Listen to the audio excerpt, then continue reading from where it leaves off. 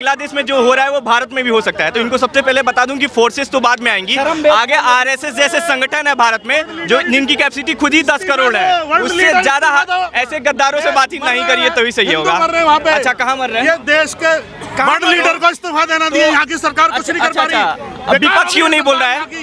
इस्तीफा दो। बैसाखी पकड़ा दी है 240 में, बैसाखी पकड़ा दी है, अभी भी है वही गा रहे हैं गाना।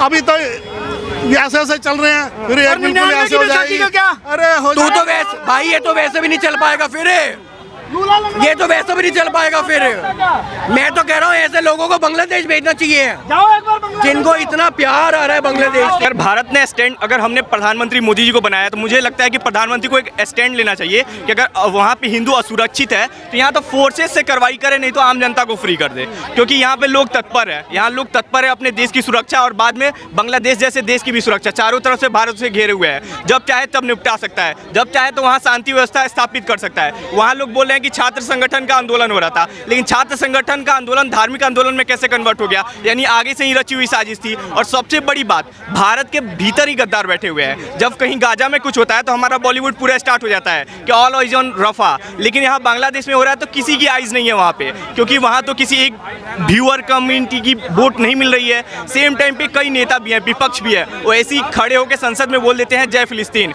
लेकिन हिंदू लोगों के लिए हो रहा है वहाँ पे तो ये संसद में ये आवाज़ तक नहीं उठ रही है उनके मुँह से कि ऐसा कुछ हो भी रहा है। उनको लग रहा है सब कुछ न्यूट्रल चल रहा है। वो यहाँ तक की तारीफ भी कर रहे हैं, कई लोग विपक्ष भी में भी बोल रहे हैं कि हसीना को यहाँ पे क्यों बैठा दिया। मेरा एक क्वेश्चन है, लोग जितने लोग पूछ रहे हैं कि भारत सरकार की एक गलत रणनीति थी, हसीना को यहाँ पे क्यों बैठा दिया, तो मेरा एक प्रश्न है कि जब बांग्लादेशी सरकार ने 17 लोगों के परिवार को मार दिया था हसीना के, तब कांग्रेस उनको क्यों यहाँ पे बैठाई थी, उनको क्यों शरण दी? सेम वही डिप्लोमेसी अभी भी काम कर रही है और आगे भी काम करती रहेगी। मैं एक बात बोल रहा हूँ, अगर हिंदुओं के साथ वहाँ पे इतना ज़्यादा जालमी हो रही है, इसकी वजह से हमें एक चीज़, मेरा एक दोस्त है तो मैंने उससे पूछा कुछ दिन पहले कि ऑल आइज ऑन रफा लिखने का क्या मतलब है। उसने कहा कि मैं मानवता के साथ खड़ा रहता हूँ, लेकिन 2 दिन पहले मैंने उससे बात की और कहा कि बांग्लादेश में मानवता के खिलाफ क्यों नहीं खड़े हो रहे हो, तो कह रहा है कि नहीं भाई वहाँ पे तुम्हें असली न्यूज़ नहीं पता है। मैंने कहा कि तब तुम्हें गाजा गए थे क्या कि तुम्हें वहाँ की असली न्यूज़ पता चली गई? वो भी तो तुम सोशल मीडिया से जाने हो, यहाँ तो बगल के देश से न्यूज़ आ रही है, हमारी मीडिया कवरेज हो रही है, तब तुम्हें विश्वास नहीं हो रहा है। यानी कि तुम कम्युनिटी को फॉलो करते हो, ह्यूमन को फॉलो करते ही नहीं हो। हर जगह की बात है, भारत वाले जो विशेष कम्युनिटी, कई विशेष कम्युनिटी है, वो उन्हीं को समर्थन करती है जो उनके प्यारे हैं, लेकिन बाकी कोई भी कम्युनिटी हो ना, उनको समर्थन नहीं करेंगे। यूक्रेन और रशिया में युद्ध हो रहा था, वहाँ कोई समर्थन नहीं दिखाएगा, कोई आइज यूक्रेन पे नहीं है। क्यों नहीं है? क्योंकि एक विशेष समुदाय वहाँ पे नहीं है। लेकिन ऑल आइज ऑन रफा इसलिए है क्योंकि एक विशेष समुदाय वहाँ पे है। और बांग्लादेश में भी अगर एक विशेष समुदाय पे होता तो ये बोल देते हैं। भारत के उपराष्ट्रपति थे हामिद अंसारी कांग्रेस के समय, वो बोल देते हैं कि भारत में मुस्लिम असुरक्षित है। ये कितनी बड़ी बात थी किसी भारत के राष्ट्रपति द्वारा बोले जाना। लेकिन अन्य देशों में जहां हिंदुओं पर अत्याचार हो रहा है, वहां की कोई आवाज उठा दे तो विपक्ष भी उससे मुंह मोड़ लेता है कि नहीं ये तो मेरा मुद्दा है ही नहीं, मैं क्या बोलूं इस पे।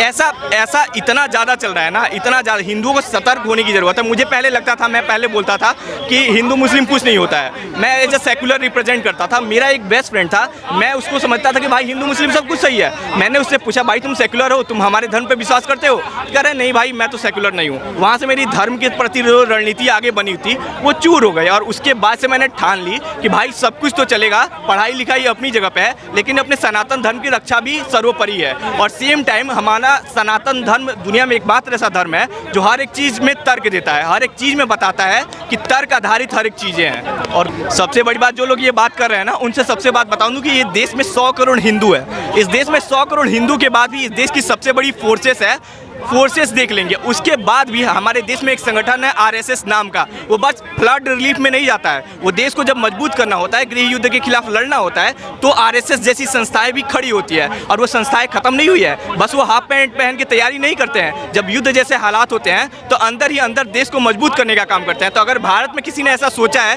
तो उनको मिटा दिया जाएगा, एकदम खत्म कर दिया जाएगा। मैं बड़ा पॉइंट बता रहा हूँ कि यहाँ विपक्ष कह रहा है कि मोदी जी को सीखना चाहिए। मैं तो कहता हूँ यहाँ से विपक्ष को सीखना चाहिए। पूरी लड़ाई बांग्लादेश में आरक्षण के के खिलाफ थी, सेम टाइम यहाँ पे आरक्षण बढ़ाने और घटाने की मांग चल रही है और जातीय जनगणना की बात चल रही है, तो सोचिए भारत का भविष्य क्या होने वाला है। अगर ये चीज़ें खत्म नहीं होती है तो विपक्ष खुद के पैर पे कुल्हाड़ी मार रहा है, क्योंकि जब वहाँ आरक्षण के लिए इतना बड़ा विद्रोह हो सकता है, सत्ताधारी पार्टी को हटाया जा सकता है, तो यहाँ तो विपक्ष है, विपक्ष की तो कोई औकात नहीं है। तो यहाँ पे क्या होगा, और इससे सतर्क हो के हमें समाधान करना चाहिए कि जो जातिगत जनगणना की बार बार मांग हो रही है इसे हटाया जाए। क्यों हटाया जाए कि जब हम बगल के देश से सीख सकते हैं, और सीखने की सबसे बड़ी बात यही मिल रही है।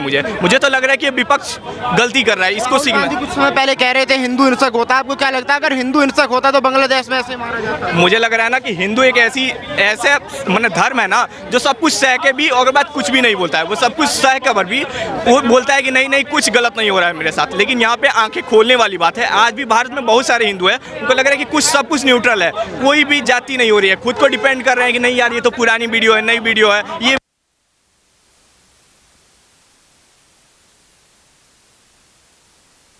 नहीं भाई। अगर मेटर नहीं होगा ना तो किसी दिन तुम किसी मेटर में बन जाओगे, तुम्हें पता ही नहीं चलेगा और तुम यहाँ पे अल्पसंख्यक बन जाओगे।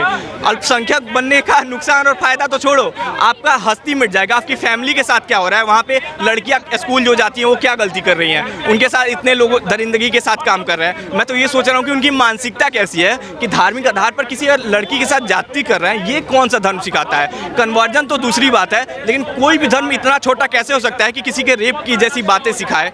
ये तो बहुत छोटी मानसिकता है। अच्छा, जातिगत जनगणना पे एक बात मैं बोल रहा हूँ। जातिगत जनगणना राहुल गांधी इसलिए कराना चाह रहे हैं कि दलितों को उनका हक मिले, जो स्वर्णों ने उनसे पहले छीन लिया था। तो राहुल गांधी जो है जने उधारी हैं, सबसे पहले उन्हें अपने पद को इस्तीफा देना चाहिए, किसी दलित को अपने पद पर बैठाना चाहिए। सेम टाइम पे ममता बनर्जी खुद वो भी ब्राह्मण कम्युनिटी से है, उन्हें भी हट जाना चाहिए, दलितों को मौका देना चाहिए। ओबीसी समुदाय से आते हैं हमारे समाजवादी पार्टी के मालिक, उन्हें भी हट जाना चाहिए। तो अपनी बारी आती है तब उनको नहीं दिखता है। शशि थरूर भी हैं जनरल में, इनके आधे से ज़्यादा नेता जनरल है, क्या उनको हटा देंगे, दलितों को मौका देंगे? हमारे तो प्रधानमंत्री ओबीसी आते हैं, हमारी जो राष्ट्रपति हैं वो तो ट्रिब्यूनल मतलब जो ट्राइबल कम्युनिटी है उससे आती हैं, हमारे जो अन्य प्रदेशों के जो मुख्यमंत्री हैं वो भी ओबीसी आते हैं, कई राज्यों में दलित मुख्यमंत्री हैं। तो भाजपा ने तो चेंज किया है, भाजपा ने इसको सरोकार किया है। क्या कांग्रेस ये कर पाएगी? राहुल गांधी स्वर्ण है कि अपनी सीट छोड़ देंगे जातिगत जनगणना के बाद?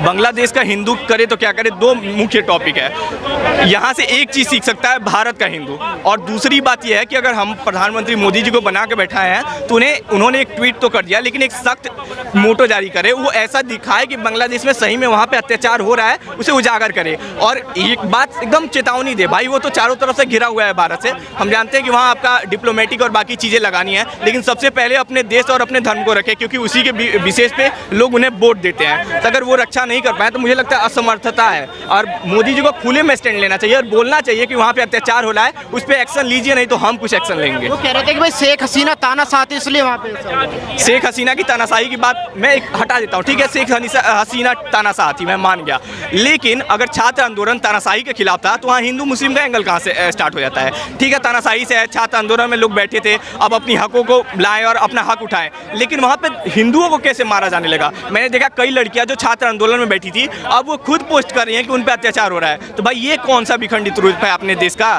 क्योंकि यह तो छात्र आंदोलन से स्टार्ट होकर धार्मिक आंदोलन रूप ले लिया है। अब तो आपका इंटरिम गवर्नमेंट बैठ गई, फिर भी कल भी दिखाया जाता है कई जगह रेप हुए हैं, कई जगह गाँव ठाकुर गाँव है उसको जला दिया गया है।